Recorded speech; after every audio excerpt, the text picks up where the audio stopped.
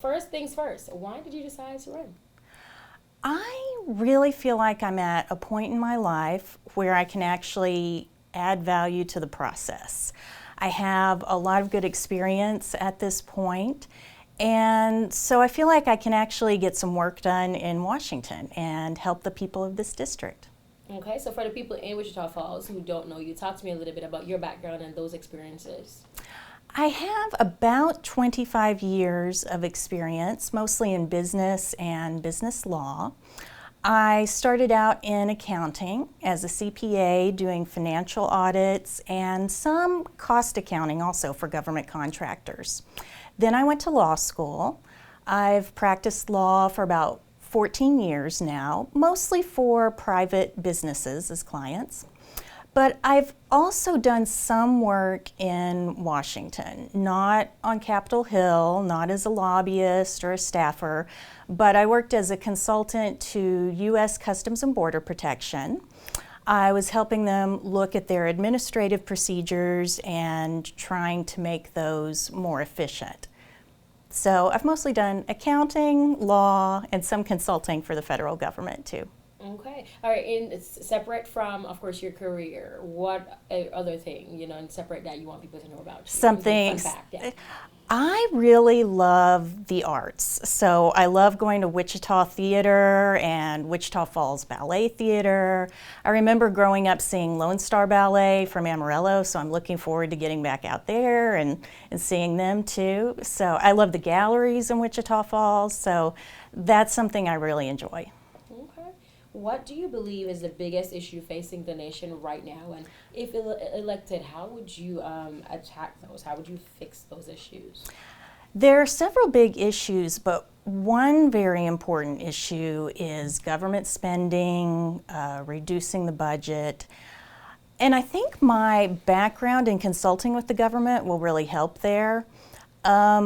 We're not going to be able to reduce the budget unless we can require the agencies to become more efficient and cut their costs.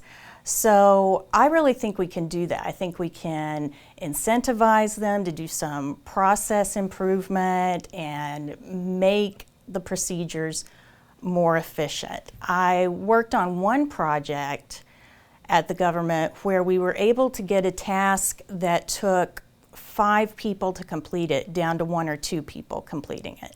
So imagine if we could do that throughout the government, how much money we might save. Okay, where exactly are you from? Talk to us a little bit about where you're from and kind of give me a little bit into that insight. I lived in Henrietta for several years, from age 1 through about age 10. My family on my mother's side had lived in Clay County for 5 generations, going back to my great-great-grandparents.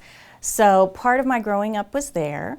And then for a few years, my family did have to move to the Metroplex, but we still had my grandparents, 2 sets of grandparents actually in Henrietta.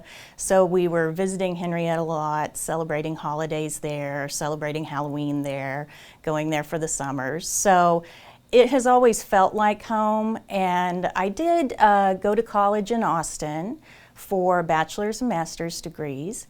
I went to law school in Washington, D.C. at George Washington University just to try something different in a different area.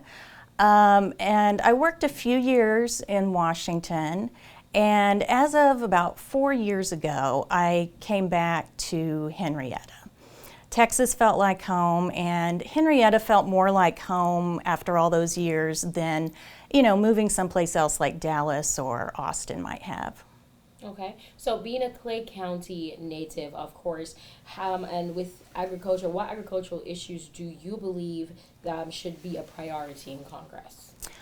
Well, I think the biggest ongoing issue for ranchers and farmers and anybody else using their land is we need to keep regulations under control. Whenever there's a restriction on how someone can use their land, they're losing money. They're not able to use that land productively. And if they have to get permits or something, that can cost thousands of dollars. So too much regulation can cause ranchers or farmers to lose money, and then that affects our entire economy in this region. So we need to keep the regulations under control. Okay. And what do you think about, potential candidates, I guess, the potential candidates who are coming out who aren't residents of the district, of the 13th district? What are your thoughts on that? I have found the voters in this district to be very well informed and thoughtful. And the voters I've talked to want somebody who has roots in this district and lives here. So I actually don't think the candidates from outside the district will have that much of an impact on the race. I think the voters are, well, I know that a lot of the voters are already researching the candidates and looking into their backgrounds. Okay.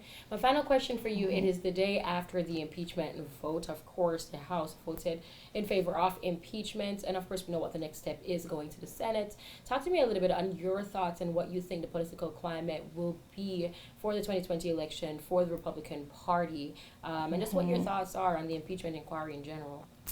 Well, what happened with the impeachment vote yesterday sets a really dangerous precedent for our country. It's the first impeachment that has been completely along party lines. So I actually think the Democrats who voted for the impeachment were abusing their power. They were using it for political gain.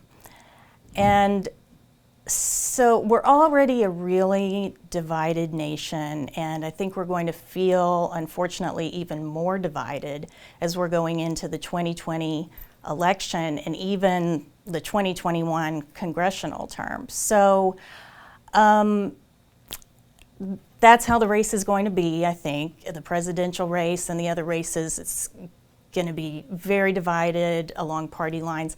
But going forward, we do have to find a way somehow to unite as Americans across party lines. We need to unite with people of all different backgrounds. We need to find the things that are most important to us and work together. Okay, if any, do you think this hurts or helps your political party? I think it's actually helping the Republicans, because I think most Americans do want the country in general to move forward. We want to get along, do things things that I've proposed, like help the country be more efficient, help the country run better. And I think most Americans see this impeachment as just a delay, politics, something that prevented us from really getting work done as a country. So I think it's helping the Republicans right now. Okay. And is there anything that I have not asked you that you think is important to say? Just that I think this will be a really critical time for our country in the next few years. Part of it is that we're very divided right now, and we need to find a way to work together and attack the most important issues. And some of the other things that we'll be fighting for are constitutional rights,